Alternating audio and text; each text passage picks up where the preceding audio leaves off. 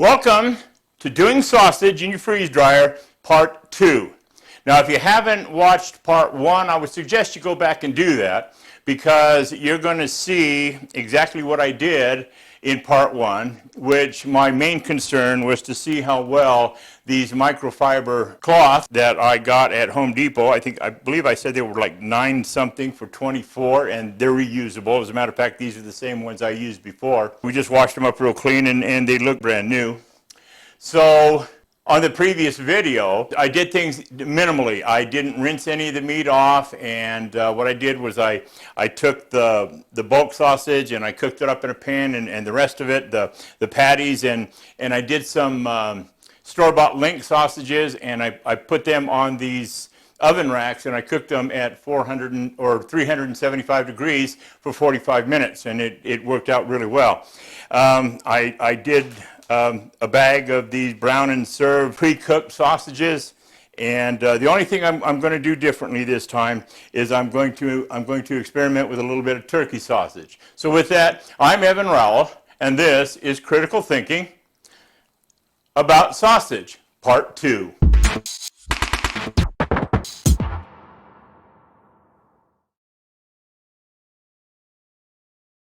Okay, so in the interest of time, I'm not going to videotape myself cooking and stirring and putting the meat in and everything. That's all pretty much redundant stuff that doesn't need to take up time on this video. I'm going to do things in the same order that they were done last time. I'm going to cook the bulk sausage, and then I'll go from there to putting the patties and the big Italian sausage links on the tray and move on and so on and so forth. So the first thing I'm going to do is I'm going to take this is Jimmy Dean's regular sausage, and I'm going to break it up and I'm going to put it in this pan, and then I'm going to cook it, okay? So give me a few minutes and we'll go to that point. Okay, this sausage is it's cooked, but something you want to be sure of is two things actually. You don't want to overcook it. You don't want to brown it because then it wants to hold on to the oil a little bit more. And the other thing is when you put it in the pan, a lot of people like to put a little bit of grease or oil into the pan to keep the sausage from initially sticking to the bottom of the pan. Well, I don't do that. What I do is, because I don't want any added oil into this, I'll put just a little bit, not quite 1/4 of an inch of water in the bottom of this, and bring it to the point where it starts to bubble up a little bit, and then I'll put the sausage in on top of that and start to mix it around. And what that'll do is that water will evaporate off of there very, very quickly. And when it evaporates off of there, the natural oils in the sausage will begin to render off. And so I don't have anything sticking to the bottom of this pan. There's very little oil in here. You look at this picture, you can see how much oil there was in there. It wasn't very much. But what I did last time was I took it straight out of the pan and without draining it, without doing anything, and I put it right into here just to see how this microfiber cloth would do. But I'm going to do a couple of things different this time. First off, I'm going to rinse it. So now that it's been cooked, I'll take it over here and I will put it in this wire mesh colander, and I will drain all that oil off of there. So here you can see that little bit of oil that has drained off the bottom of that meat. And we're going to go one step further now. And I am going to take some hot water, as hot as I can get it here, and I'm going to very lightly, I'm going to rinse off this meat. And we are getting a little bit more oil, and I'm going to keep doing this until it starts running off clear. Doesn't take very long for it to start to run off clear, but you do want to get as much off with that hot water as you can. There you go. It's running off clear. So the next thing I'm going to do, because I rinsed it, what I was hoping to avoid last time was rinsing off a lot of that flavor, a lot of that seasoning that's on that pork sausage. So what I'm going to do this time is I'm going to transfer this into a metal bowl while it's still a little bit wet. I don't want it to be completely dry. And I'm going to put some of this in it. This is some Backwoods breakfast sausage seasoning, and I'm going to add some of this to this meat to kind of make up for what I washed out there. It's not an exact amount. To this 2 pounds or 1.5 pounds or whatever it is, I'll probably put in 2 to 3 tablespoons, okay? And then mix it around.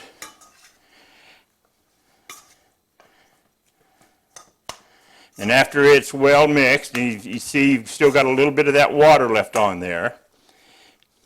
And what this will do is it might present a condition of being over-seasoned right now. But when you go to rehydrate this, you're going to put a little bit of water on it, and you will undoubtedly wash away some of that seasoning again. So let's go ahead, and now we'll just put this on this tray. There's about 2.5 pounds here after it's been cooked. There was about 3 pounds of this sausage in that pan. Even though these packages only come in 2-pound sizes, I'll explain why here in a second, that I went ahead and put more than one package in this pan. Now, it might seem that it's going to be a little bit thick on here, but it's actually not, because I've got 3 layers of microfiber cloth underneath it. So I spread it out, push it down a little bit, and this is ready to go into the freezer. Okay? And I'm going to taste that. Yeah, it is a little bit on the salty side, but it's got really good flavor. I absolutely love this Backwoods. I make all my beef jerky out of that too. Okay, so give me a second.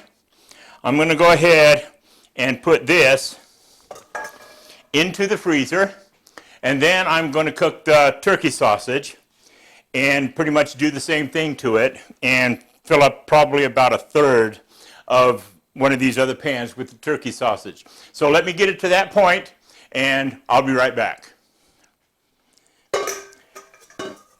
Okay, I did the same thing to the turkey sausage. I put a little bit of water in the pan. I crumbled the turkey sausage into it, and I cooked it without browning it, and it came out.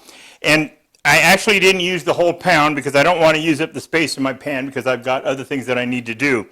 But I seasoned it, I rinsed it, I seasoned it. I did exactly the same thing to it that I did with the pork sausage, and I put it in this end of the pan. So we're just going to wait and see what happens.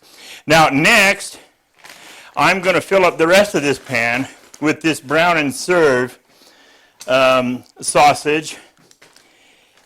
And fact of the matter is, this is the one that came out the very driest in the last batch. However, there is a lot of oil on these things, and I want to get rid of as much of it as I can. So what I'm going to do is I've got a pot here, and I've got boiling water into it. And I'm going to dump these things into boiling water, but only long enough to blanch them, only for about a minute. As a matter of fact, I'll dump them in, and as soon as the water comes to a boil again, I'm going to dump them out. But that should help eliminate as much of the oil as I can with these things. And granted, it's going to defrost them, but that doesn't make any difference because they're going to be refrozen and before they're put in the freeze dryer anyhow. So I'm going to leave these in there long enough for the water to come back to a boil, and then I'm going to dump them out. So it'll take about a minute or two, so we'll come back. Okay, it just came to a boil, and so as you can see here from this picture, there is a lot of grease that came to the top of this. So now I'm going to take this, turn it off. I'm going to take this over here, and I am going to spoon these sausages into the colander, and then I will hit them again with hot water. All right. That's all of those. And there is quite a bit of grease floating around inside of there. So I think that this is going to work out very well. And again, I will take very hot water and I will simply rinse off any grease residue that might be left on those. Okay. And they're holding together. They're not falling apart. Some people might think that if you boil them that they're going to fall apart and dissolve and all that other kind of stuff, but they're not. These are working out just fine. So with that, we'll go ahead and shake as much water off of those as we can, and I'll go ahead and I'll start loading up the tray. So give me just a minute. Okay, I couldn't put the whole bag on here, and normally, if for a full tray, I could have put the whole bag onto there, but because I had this turkey sausage in there, I couldn't. So what I'm going to do is I'm just going to do those, and these are going to go in the refrigerator along with that extra sausage, pork sausage, and I'll eat those for breakfast or something. But anyhow, I'm sure they'll be quite well. But anyhow, with that, now I'm going to go ahead and put these into the freezer. They're ready to go, and I'll be right back. Oh, and by the way, I didn't add any seasoning to these links. Okay, I didn't feel like it was going to do a whole lot of good to put a lot of seasoning to these links because the surface area to the cross section was not as great as it was with the ground and cooked sausage, the bulk sausage. So I just went ahead and did these the way they were, and let me go put these in the freezer, and I'll be right back. Okay, now that those are in the freezer and ready to go, I'm going to go ahead and load up the patties and this these Italian sausages, these big ones. Now, in the last batch, I did the store-bought Linc sausages, but I wasn't thinking. Those store-bought Linc sausages, as well as these, are in a I don't know what kind of an edible plastic casing, but it made it so that they did not freeze dry well at all. And because I didn't want to go through the hassle of taking the casing off those individual little links, it'd probably make a mess of them anyhow, I decided I'm going to do things a little bit differently. So what I'm going to do is we're going to start out by, I'm going to do the same thing that I did before. I'm simply going to put these patties on this rack. I'm not going to use any kind of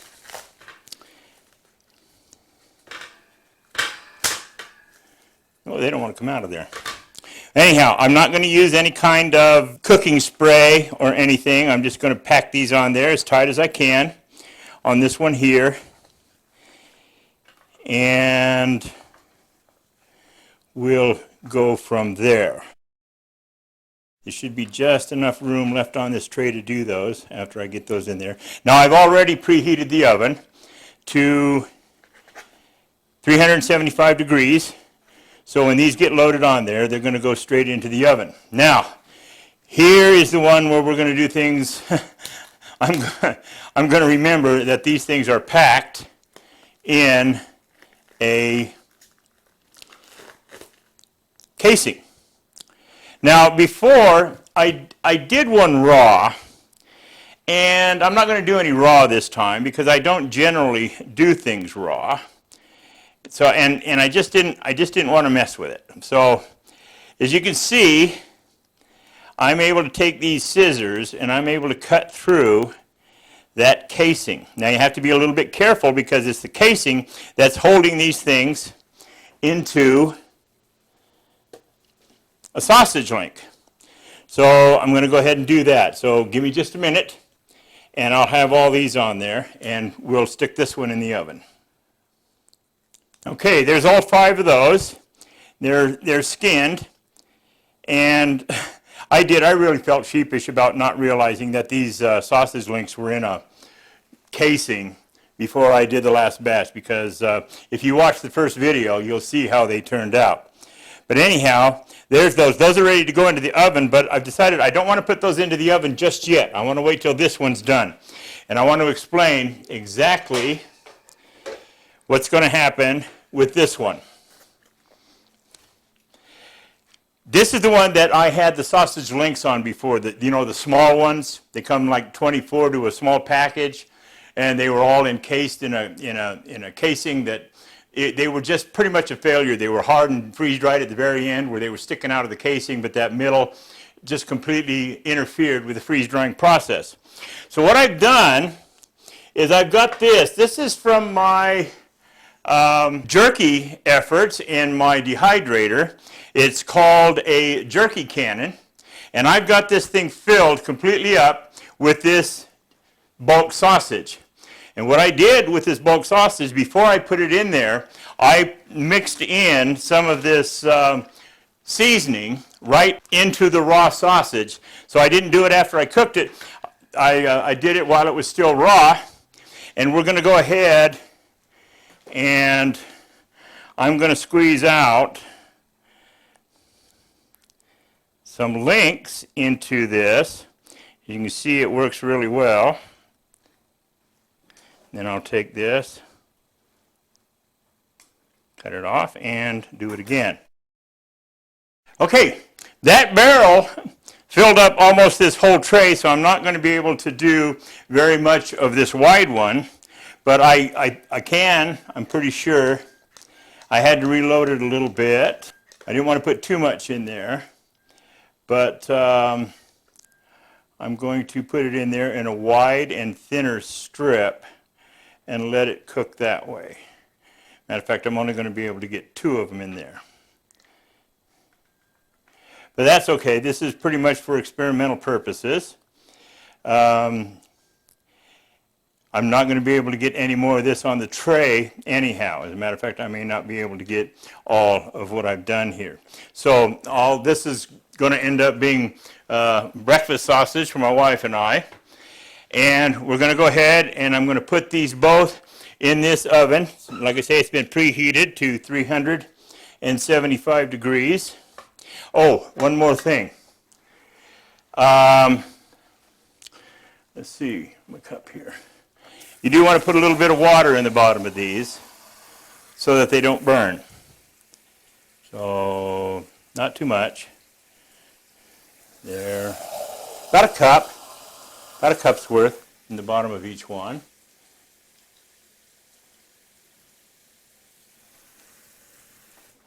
And we'll set those in there for about 45 minutes.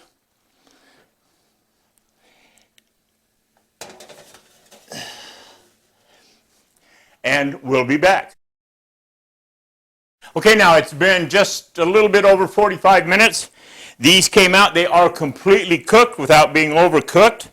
And what we're going to do now is I have some fresh boiling water here, and I am going to place the sausages, the big ones, into the boiling water, and like I say, for not very long, just long enough to get that oil off of them.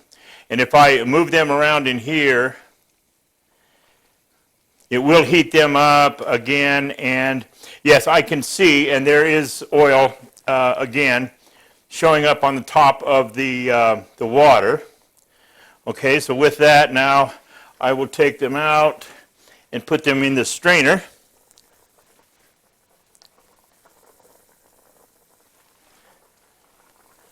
Okay.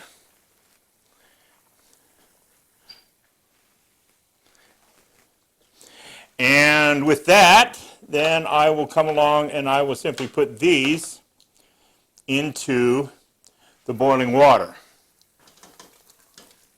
And I'll let them go for a little while, because these are the ones that actually have the most oil on the surface area. And so while those are boiling along, I'm going to take and rinse these off to get off all the oil that I can. Okay, the whole idea here is to be able to freeze dry sausage for long term. And I do believe that although the big ones, because of their cross section, we may find that these will only be good for about 5 years. These may go into my 5-year bucket. It all depends upon how they freeze dry, how they come out when they're freeze dried. Okay.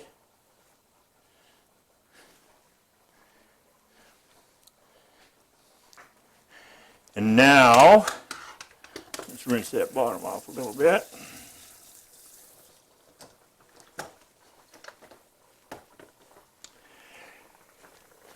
These have been in there for a little while. I'm going to shut them off. Now I'm not going to put the links in the boiling water. I'm just going to rinse them off with hot water. So we'll put these in here. And I've already tested these, so they are completely cooked all the way through. They're a little bit browner on one side than I would have liked for them to be, but that's okay. Over to here, and for a final rinse with hot water. And when these freeze, like was seen on the in the previous video, when these freeze, they shouldn't have any oil spots on them. So we're going to go ahead and put these on the microfiber cloth. Okay, now for these here, we'll just take that whole pan or that whole grate, bring it over here, and rinse them off with hot water. This should take care of all the grease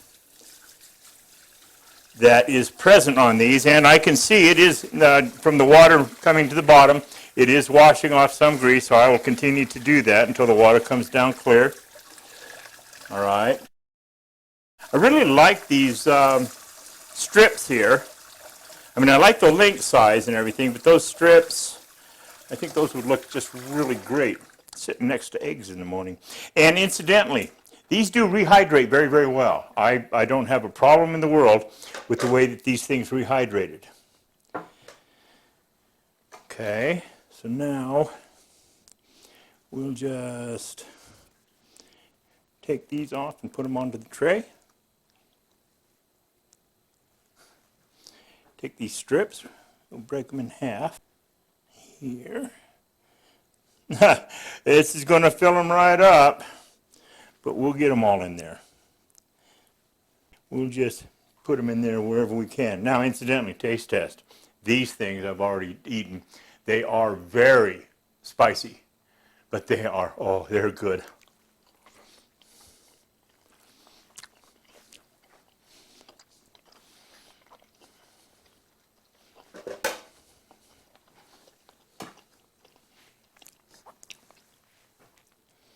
Okay, so there you have it. Now these are going to go into the freezer, and as soon as they're frozen, in about 5 or 6 hours, they'll be sufficiently frozen that I can take them downstairs and put them in the freeze dryer. And then I'll take them out, and we'll put them downstairs, and we will compare these against the last batch that I did, and we'll do a side-by-side comparison on them and see how the methods that we used here improved the quality and the storability of the sausage, and to make sure that we did indeed get all the oil out of it, or at least a sufficient amount of oil that we can put them in package and store them for long term.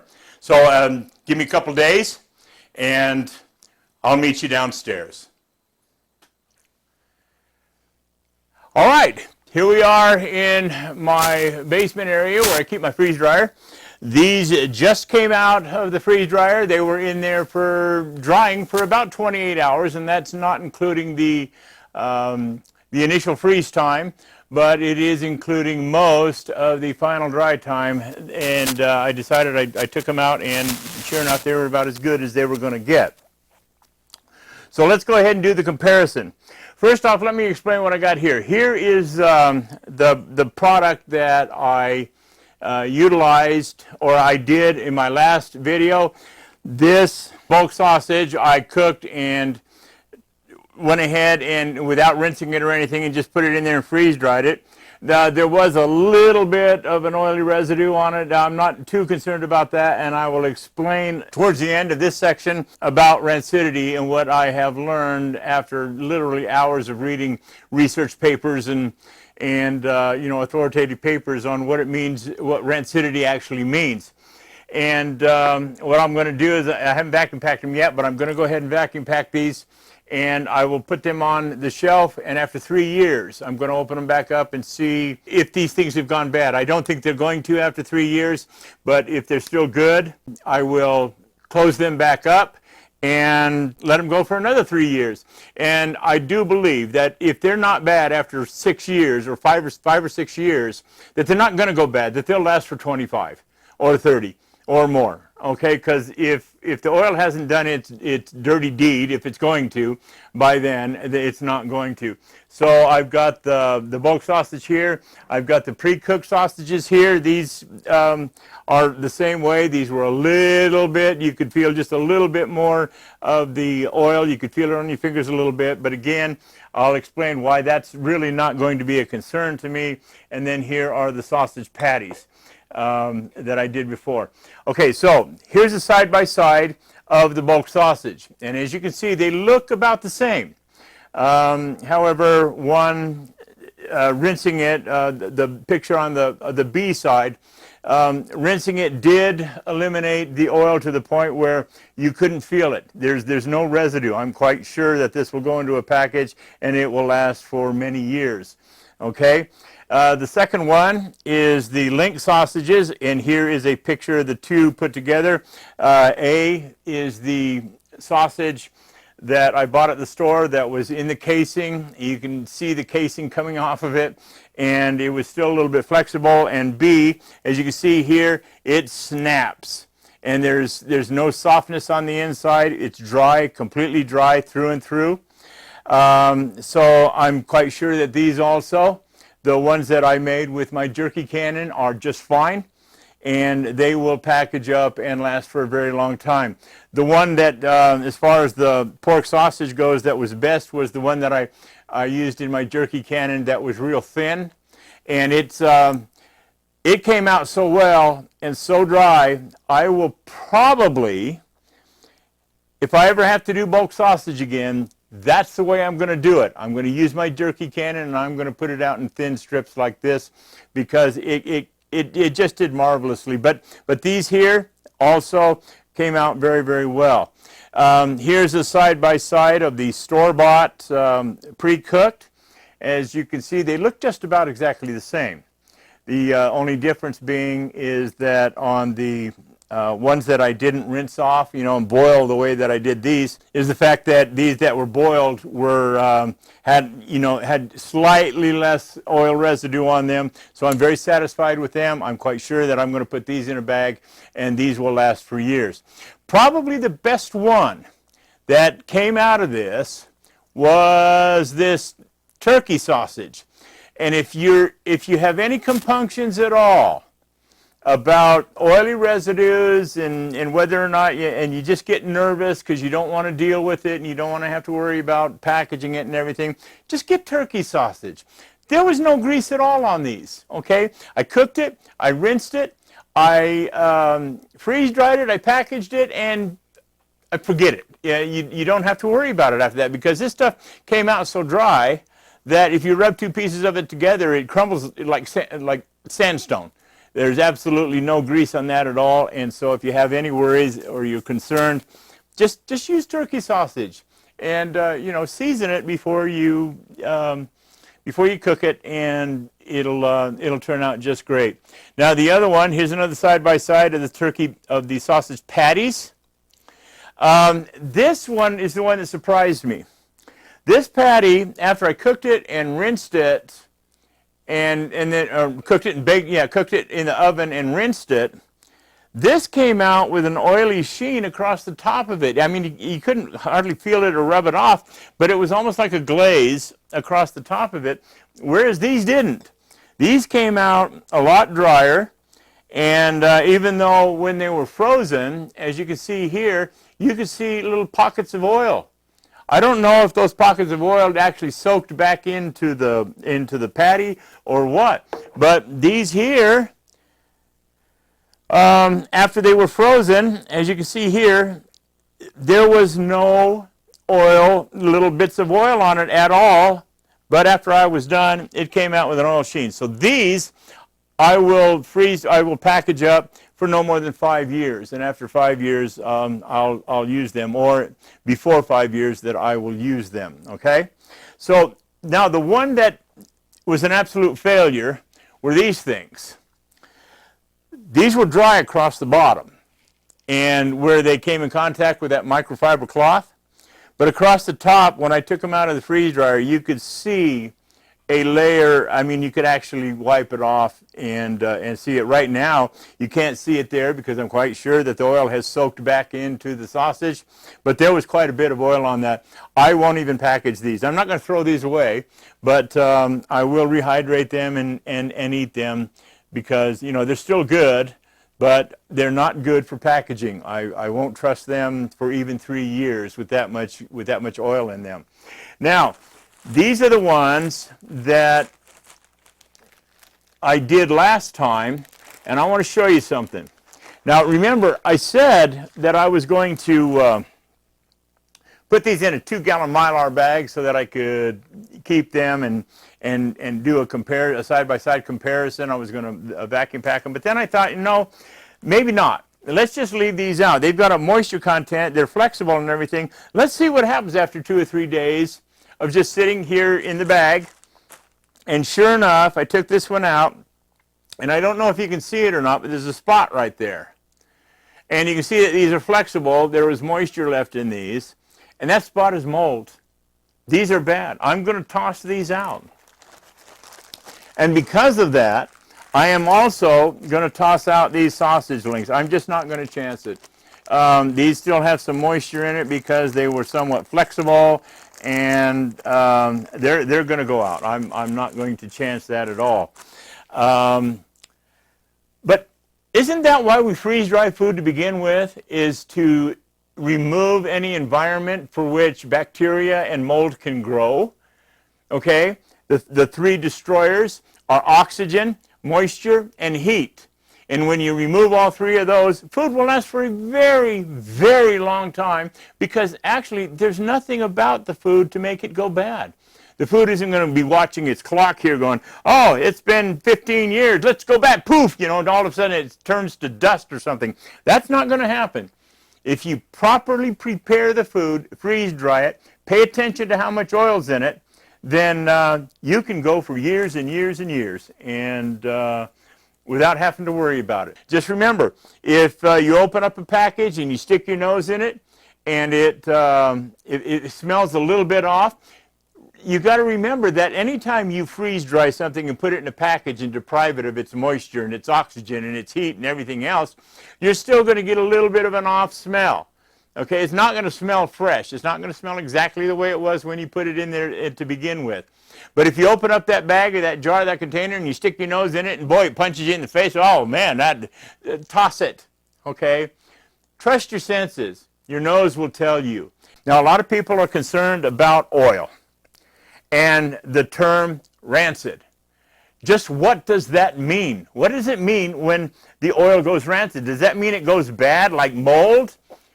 No, it doesn't, because bacteria can't live in oil. Bacteria needs moisture, and it needs oxygen, and you don't have any of that in the bag. So what is it about the grease inside the bag that will make it go what everybody likes to term as rancid? Now, I've done a lot of research on this, and I've read a lot of papers. Of course, it's just on the internet, because where else am I going to go for this information? But I have found that oils going rancid means that the oil changes chemically, okay? It breaks down into its fatty acid components. Now, I've also learned, I'm going to make this short because I could spend an hour talking about rancidity, but to make it short, a little bit of rancidity isn't going to hurt you. Your body can assimilate a little bit of rancid oil quite well. As a matter of fact, when you think about it, rancidity is what makes milk turn into cheese. Okay, it's in a controlled environment. The fats and the oils in the milk are going rancid, and that's what makes cheese.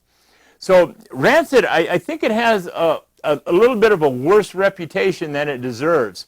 Okay, now, here's my little disclaimer.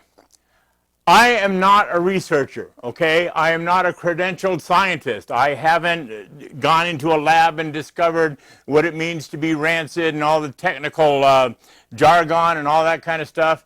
I have read a lot of papers on the internet and qualified research papers from people that are credentialed, and I've learned quite a bit. But you need to decide for yourself how much you're going to worry about the oils that are in your food when you package them. It's not the same. The food that is rancid in your, or that people are afraid of going rancid in products like this, and they've been freeze-dried, we have just traces of oil. It's not the same as what happens to a container of oil that's been sitting in your closet for 6 months and really begins to smell and to go bad, because that product has been subjected to oxygen. That product has been subjected to the moisture and humidity in the air, and that product, if it's been sitting out, might have been subjected to light. And those three things are critical for oils to go rancid. And you have deprived all three of those things in food that has been freeze-dried and properly packaged, and it can go for a very, very long time.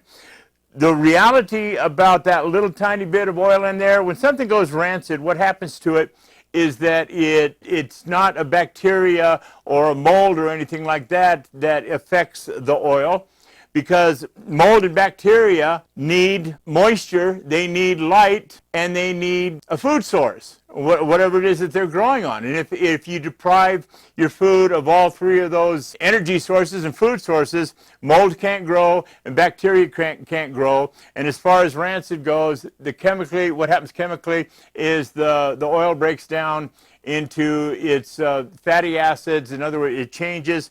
And science will tell you that your body can handle a little bit of rancidity. It's in smaller quantities. It's not going to hurt you at all, because it isn't a bacteria. It isn't a mold.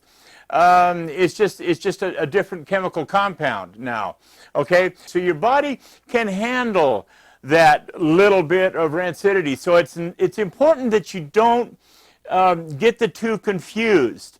All right, there's minute amounts of rancidity that it's not going to go very far, such as what will happen in these meats and everything. And then there's there's more rancidity that'll happen in a jar of oil or a container of oil that's been sitting out it can happen in a relatively short period of time. Okay, so again, it's up to you. You don't take what I'm telling you about rancidity and say, oh, well, look, this is covered with oil, but Evan says that you can go ahead and freeze dry this and pack it away, because I'm not saying that. What I'm saying is that if you can't detect the oil in the meat or whatever it is that you're freeze drying and packaging away, if you break it open and you can't feel it or anything, then you're good to go.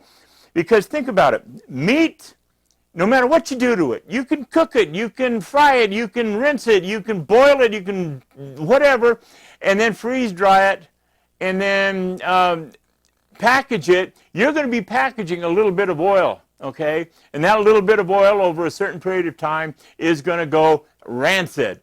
But it's not going to be something that you need to concern yourself about. The rule of thumb, when doing meat, especially meat like sausage and pork that's going to have a higher fat content, is get rid of as much of that oil as you can. Cook it and strain it and squeeze it and just really, really work with it to make sure that you've rendered off as much oil as you can. Okay? And then go ahead and freeze dry it. And then when it comes out, inspect it. If there's no oil to be seen, okay, if you can't feel it and it doesn't look like there's any oil into it, then stop worrying about rancidity. But then again, that's up to you to decide. For me, I'm not going to worry about it, because I researched it and listened to real professionals talk about rancidity. Okay, the volume of oil and what the oil is exposed to, and the longevity of the oil and everything is of real concern. And what's in this right here, in this bulk sausage, for me, is not of real concern. Again, this was done, and this was another thing too. Here is that patty right here that I that I freeze dried raw. And this patty right here, this was kind of weird to me because I cooked and rinsed and did everything to this one that I could, and it still had that oily residue on top of it. But this one, the one that was raw, it didn't have any oily residue. It didn't snap like a cookie, but the inside wasn't any different than the outside. So really, I'm kind of up in the air about freeze-drying sausage that's raw versus cooked. I still won't freeze-dry any meat raw because I just don't like to. So with that, I hope that you've learned something here, okay?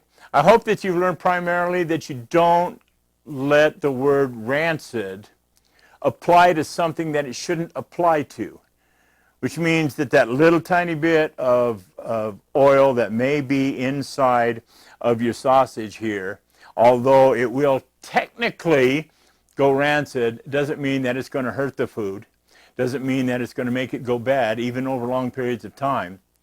But, you know, the rules of thumb are, for most people, if you're going to do something like this, don't let it go for more than 5 years. And that's perfectly good. If you want to start rotating this stuff after 5 years, that's an excellent way to do it. But personally, I'm not going to worry about it. I've opened up sausage that had been in the bag since 2019, and it's perfectly fine. I opened up the bag and I smelled it, and it was a little bit of off, but I expected that. I rehydrated it, I cooked it, I ate it, and it was just fine. Even though I was quite certain that that little tiny bit of oil residue that was in the meat had indeed chemically changed and technically, again, went rancid. But it wasn't something that you really have to worry about. Do your research. Again, it's up to you to do your research. Read the necessary papers. You just Google rancid, and you'll get all kinds of articles. Some of them authoritative, some of them I wouldn't trust as far as I could throw the writer. But do your own research, and you will learn, as I did, that the word rancid doesn't necessarily mean bad. Okay, and it's not like it reaches a certain point and boom, it's bad. That's just not the way it is. So with that, I hope that you will like, share, and hit the notification bell so that you can be privy to my next videos.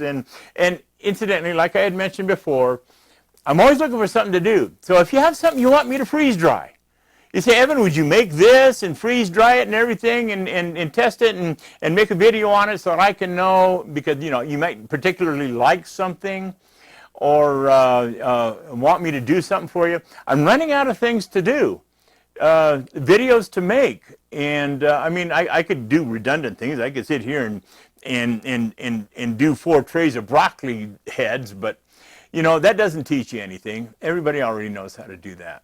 So with that, I hope that you've learned something, and if you're still following me in 3 years, you'll find out, you'll see me open up one of these things and do the sniff test and the taste test and everything, and maybe put them back on the shelf for another 3 years. So with that, I'm Evan Rowell, and this is Critical Thinking about sausage and oil and your freeze dryer.